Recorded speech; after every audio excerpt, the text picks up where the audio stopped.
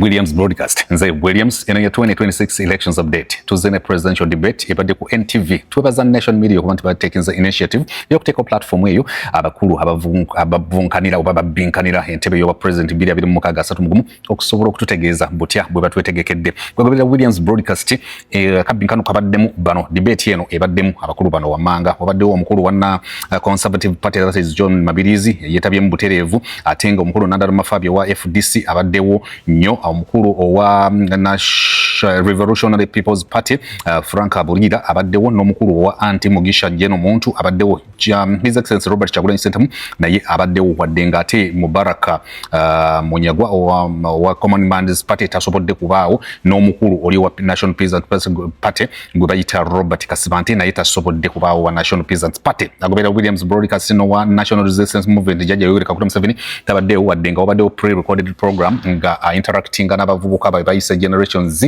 ku NBS gwagobera Williams Broadcast tuze generally debate eno etambudde era nze njigoberedde nga balala mwena mjigoberedde waliwo abantu bene interactinze nabagende bangamba ti debate yatuuba definitely abasingo abamu kumwe balete musuubira Jajja Yoweri Kaguta Museveni okwetaba mu debate eyo ekisookera ddala tebali makambugu ye Jajja Yoweri Kaguta Museveni ne NBS ane NTV ate era nga nabojjukire mebwakaawo babajjako n'okugenda okukavalinga amawulire ga Jajja Yoweri Kaguta Museveni nga atambuza campaigns ze ne bagobayo mu parliament so bingi gye bigenda mu maaso around NTV in regards to their relationship with Jajja the State House or administration agoberera Williams Broadcast bwogoberera debate yonna nga betambudde in general at least abadebatinze babadde bayina ensonga enkulu ze bayemphasizinga abasinga obungi bwogedde ku kyokuba nti the entire ecosystem needs overhaul okukyuka kw'eggwanga okuba nti ebintu ebisinga byetaaga ng'okwata system yonna n'ogishakinga up okufuna Uganda empya which is a message always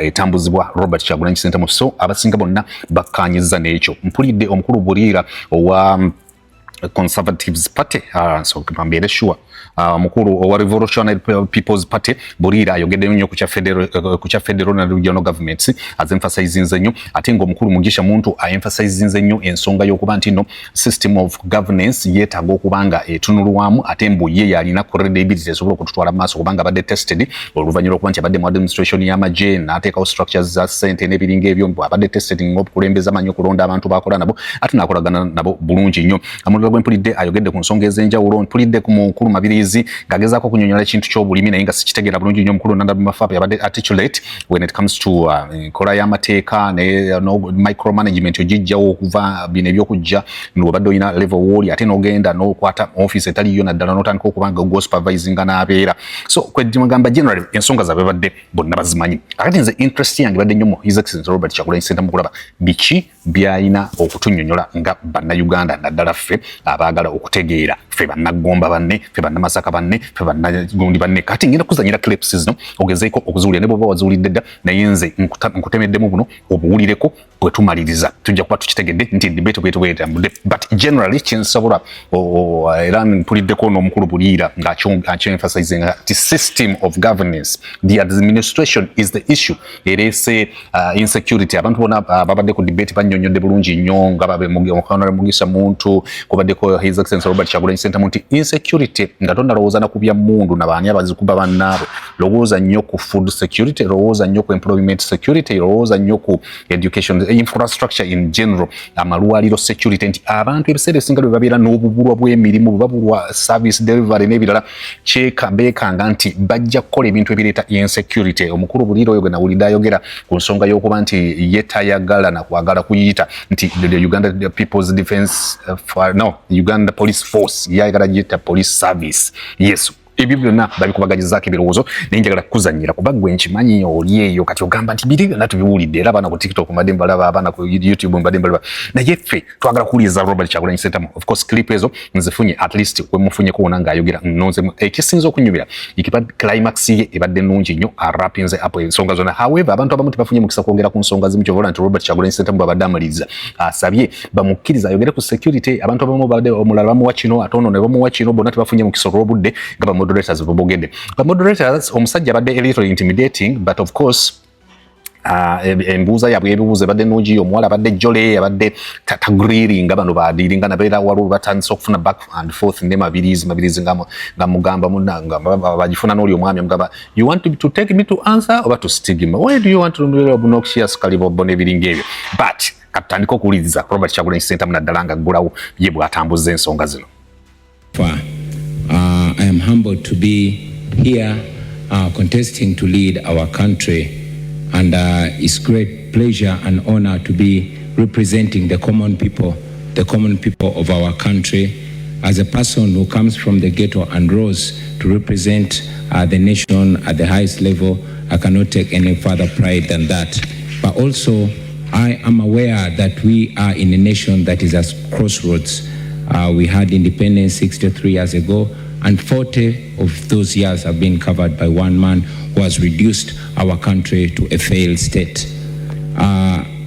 Absolutely, it is clear to all and sundry that this nation, which is primarily young, has clearly made a decision, only that they have been stifled.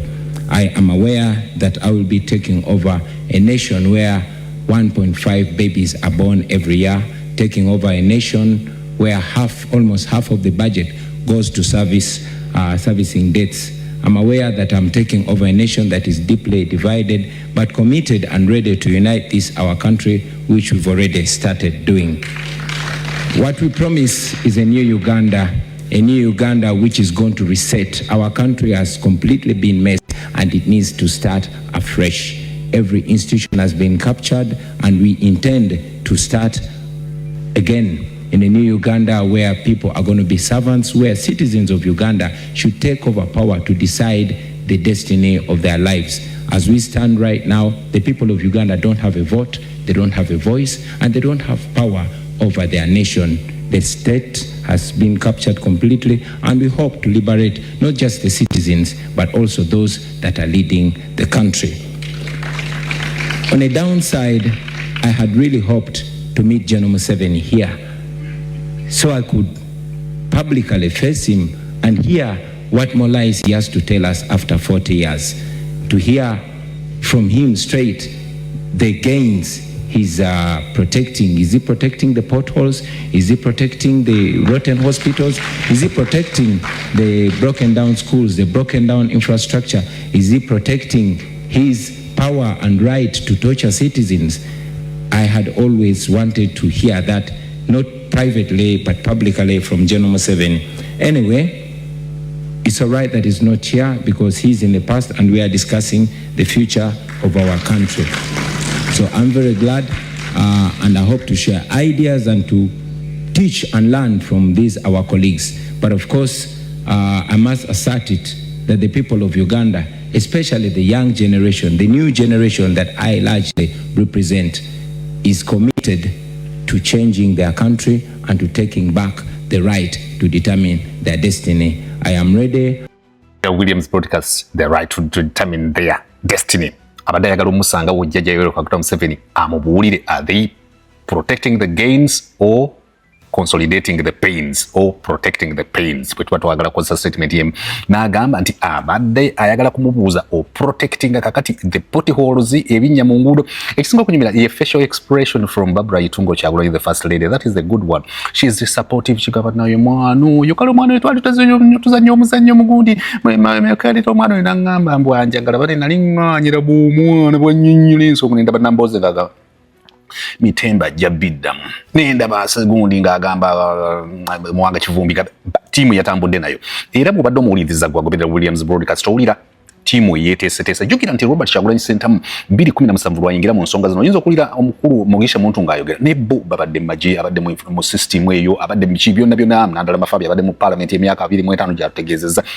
But think about a ghetto Latieta who has spent most of the time doing music as an art, creative, presenting and performing repertoire, but right now at a table of many discussing matters concerning a state Uganda. Gwagoberera Williams broadcast. William tatanga kuchamuka tukumanyo chamuka nnyo.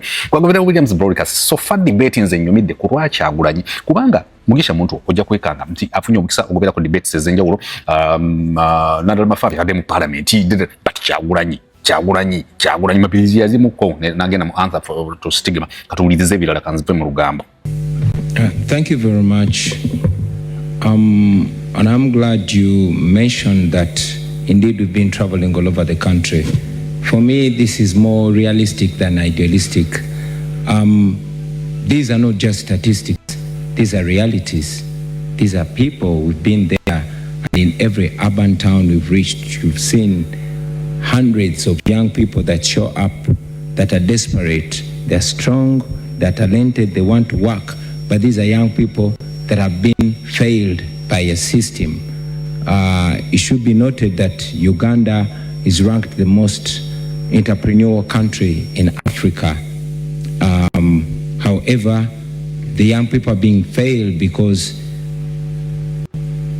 70% of the small businesses that are started do not live to complete one full year.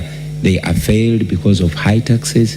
They are failed because of the cost of money, high interest rates. They are failed because of high electricity rates. They are failed because of high transportation, and this comes because of the broken down transport infrastructure. As a national unity platform in the new Uganda, we have a plan of establishing 10 million jobs. Here we're going to do this by leveraging the tourism sector. As you know, Uganda is immensely gifted. We're going to leverage the manufacturing sector, and most importantly, the creative industry. Now, having come from the creative industry, I know the potential of the creative industry. Uganda is equally as talented as Nigeria, or even more talented. But looking at Nigeria's creative industry, it is almost outcompeting the oil industry. In fact, they call it the new oil because it is largely seen as even more engaging and more incorporating of young people, of the ordinary citizen, than the oil sector. Now, our plan is as follows. First, we want to empower and support the small, medium enterprises and the cottage industries. Now, for the benefit of our voters out there, cottage industries are the small scale industries, mainly in homesteads that are majoring in production. These, we must understand, looking at the growing economies of the world, these have been the unsung heroes of these growing economies. China, India, Brazil, name it. So, looking at these examples, we think it can be a benefit in Uganda. I'm looking at areas, especially these that are near borders, like Arua, like Chisoro, like Kabale. If they are supported, they could boost even production, and they could even boost export. Looking at production of textiles. When you say supported, what does that mean? Supported means cutting down, reducing the cost of doing business, reducing the power costs, reducing the cost of money. Williams broadcast Williams kakati waliwe badensakira mbadenseka mwenya susexem bade mwenya nga babura itungo kyagulanya gabananga omwana oyera banange banayo omwana namanyira onti ajja ku debate nganyo but ayogede ku nsonga nyingi nnyo nayogera ku kinyosi ekya businesses zitukirwako bezisobolwa buli muntu asokerwako, that is SMEs, small and medium enterprises. Ezo nkulu nnyo zesimwe zisinza okukozebwa nnyo emisolo n'ebintu ebirala byonna. Ayogede ku kuba nti enguudo, cost of living, transportation, if you will, okutambuza emmotoka, ebintu ebyo byayogerako byebimu ku bizingamya amawanga. Nkutegeeza nti businesses zisookerwako ezo zimama gundi atunda obunzaali mu wholesale yaawo oba mu retail, kyonna kyekiri azogeddeko n'ensonga zonna nga bw'oziwulira. Nkimanyi oluzungu, naye ekisinga okunyumira nti Babura Itunga agira n'atunda naga omwana oyo namulabirawo omulundi guli, but on a serious note, ku nsonga zonna nga bwe bawuliriza bonna bwe bakubaganyizza ebirowoozo, abansukulumiddemu mu kunnyonnyola ensonga zino ku bonna abazze, nsoose n'ensukkulumyamu abantu bange nga bana. Omukulu Buliira annyonnyodde ensonga ze, owa Revolutionary People's Party, omukulu Mugisha muntu anyonyodde ensonga zo mukulu nanda Fabi anyonyodde ensonga zo mukulu Kyagulanyi anyonyodde ensonga ze then nemara nengamba top 2 be baliwa nengamba top 2 awabera honara Mugisha muntu na Robert Kyagulanyi Sentamu nengamba atani asinze nengamba Kyagulanyi yasinze nga ntanze n'intematema nti bwogeraganya Kyagulanyi wayingiridde mu bino ebya physical policy gross domestic gundi n'ogeraganya na Mugisha muntu ngamba Kyagulanyi abakukinje munne abakukinje kakati ako tugende wa katugende kukira katuulize nze Williams Broadcast. What would you do to improve Uganda's corruption perception index, which is terrible? Thank you very much. You see, before we find a solution, it's very important for us to analyze the problem. I think it all begins and ends with leadership, and Mildred mentioned it a few moments ago, that the fish rots right from the head. It all goes back to governance. It all goes back to the political will to fight freedom.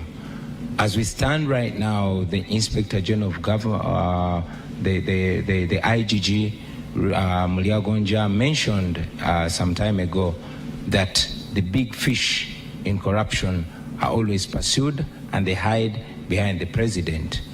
We are in a country where the head of state is the chief priest of corruption. You have seen scandal after scandal, and all the culprits of corruption are protected by the head of state. You saw Anita Among, the current Speaker of Parliament, sanctioned internationally because of corruption, but being protected by the head of state. Just a few days ago, a person that the court actually said had a case to answer on corruption, a minister called Lugorobi, he was cleared. Meanwhile, on the same day, other people were being arrested. There was allegations around Parliament, allegations of corruption, and the leader of opposition, who happens to be in presence today, wrote to the IGG to investigate those cases, and the IGG went mute. You have seen scandal after scandal in Parliament, 40 million bribe, 50 million bribe, 100 million bribe, all in exchange for the passing of classified money to be used by General Museveni, etc., etc. We have demonstrated our stand on corruption with the little power that we have, and we indeed continue to commit to Ugandans that as president, I will lead by example. Ajja kuleadinga as an example gwa Williams Broadcast ngagezaako okunyonyola ku kikwatagana n'enguzi wadde kyemanyi kyensinza okuwulira bonna ba emphasizing nnyo nti ekyennyanja kivunda kuva ku mutwe era bwe kiba kiduze okudduda kwe kuvunda kw'ekyennyanja ojja kwekanga nti bw'okebera ku mutwe nga guduze manya ekyennyanja kivuze ye n'omala okebera ku kyensuti nga kiduze ogambira wate kati ate omutwe gumufu ebiseera ebisinga kasita kagage kafa kamakyala ke twagulanga wali ewaffe emaanyi wali ebusujju ku nnyanja y'ewamala kasita wakebera nga ekyensuti nga tukanyegako tunyiga ku kyensuti bwe tuti nga tugula mu makyala n'onyigako olaba ekyensuti kiri bwe kiti kati omutwe mmye ate ng'ekyennyanja bwe kivunda omutwe ne bwogezaako okutetenkanya ekyawakati n'ekyensuti oba owedde so kyagezaako okwenfasizinga Robert Kyagulanyi Ssentamu n'agamba nti okusinziira kwa IGG Justice Mulyagonja agamba nti ye ne bwaba agezezaako okukola bwakaliisoliiso n'anoonyereza ku buli bw'enguzi abantu bonna badduka beekweka mabega wa General Administration Boss, that is Yoweri Kaguta Museveni n'olw'ensonga eyo hakati nga nkuzanyira clip esembayo yimu kuzisinza okunnyumira Mitembo did a summary remarks completing the debate nempulira nga yes is a leader in waiting. Agobera Williams Broadcast. Not that debate eno nyangu nga bwogiraba ku TV si nyangu. Jukira wabaddewo intimidation yo omusajja ono Saamu agadde w'enviiri eza afro. Saamu agadde however abadde agezaako okukola mulimu gw'okuteekamu ku punches obwo abantu babeere ku bunkenke but it came out at least an average or fair debate ate ng'ekisinza okugikola obubi kino Yoweri Kaguta Museveni nange nani wagadde omulaba nga waali awo omukulu Mubaraka Munyago omugati gwa bata nayagadde omulaba nga waali awo owa National Peasants Party nani yagadde omulaba nga waali awo tebalabiseewo bannabo batano be babaddewo kakati kamuzanyire Kyagulanyi bamugambye asamarizing ebintu byonna n'abimalayo wadde nga highlight y'olunaku ebadde I wanted General Yoweri Kaguta Museveni to be here tonight to account for the gains he claims to protect. But it's okay. Uganda has moved past him. This debate is about the future. We are building together. And him is in the past. At a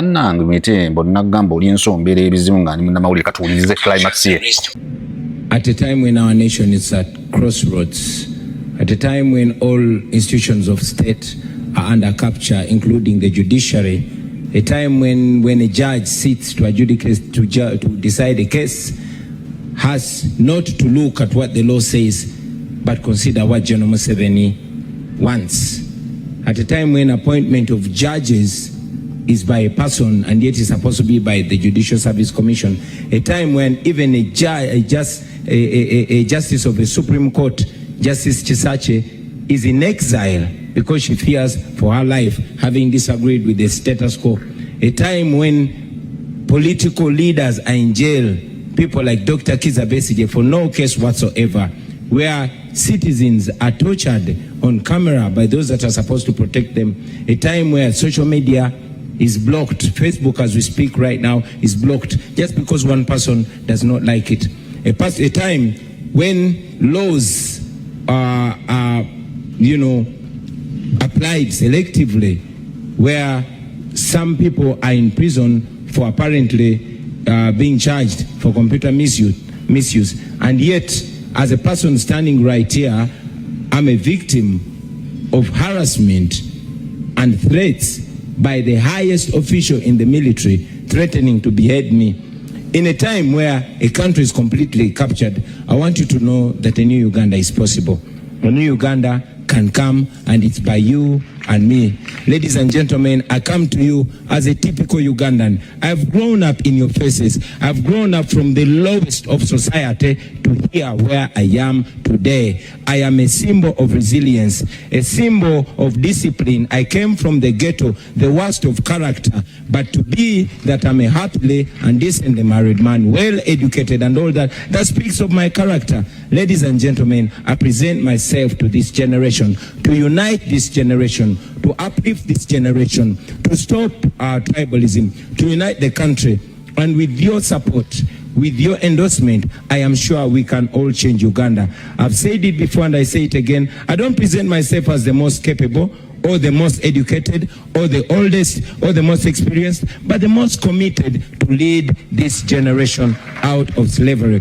When you vote for me, when you vote for the National Unity Platform, you'll be voting to end 40 years of dictatorship. You will be voting for servant leadership. I present myself not as a boss, but as a servant. And most importantly, we as a nation will be able to march forward together. Therefore, ladies and gentlemen, please remember that we have an opportunity to redefine our history, an opportunity to start over again.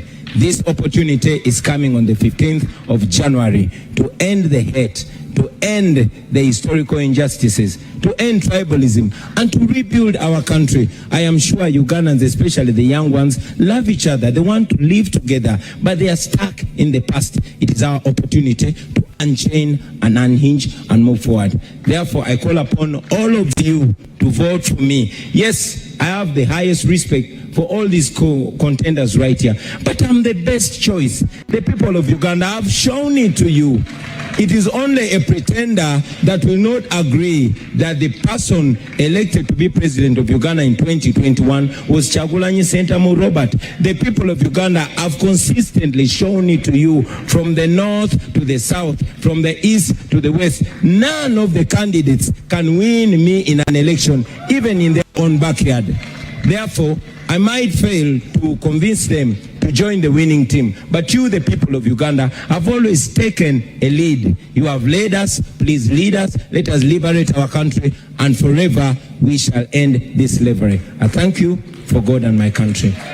All right. Williams broadcast one of since goberera yo Robert Chagulanyi center mune debate yonna presidential debate but ko NTV twebaza nation media wange sobodde okutekawo embere yo one of since goberera Williams broadcast ko siku radio yonna watu wakimbalika kogera frequency tukwebaza nnyo okubanga goberera bulungi nnyo oyinza okubanga goberera bisinga kaona yenze at least ngenzo ku rating byonna ngambye Chagulanyi ankoledde bulungi nnyo mukulu mugisha muntu ankoledde bulungi nnyo omukulu Nandala Mafabi akoze fairly and omukulu Bolira naye fairly akoze bulungi nnyo not that abalala bona of course, but candidate go to yes, at least looking at the generation we are in now, Chagulanyi Center the government at least fairly cause bulungi njuki anti debate ontono nnyo bwa wa debating ensonga zonna zo bawetaga na dalanga o planning ira igwanga kizibu nnyo Chagulanyi okujja exhausting constitution agundi manifesto ye mu dakiika ezo zokka na at least agezeza ko painting a picture ngana balala bagezeza ko painting a picture. For now, Williams broadcast 2026 elections update. I'm saying goodbye.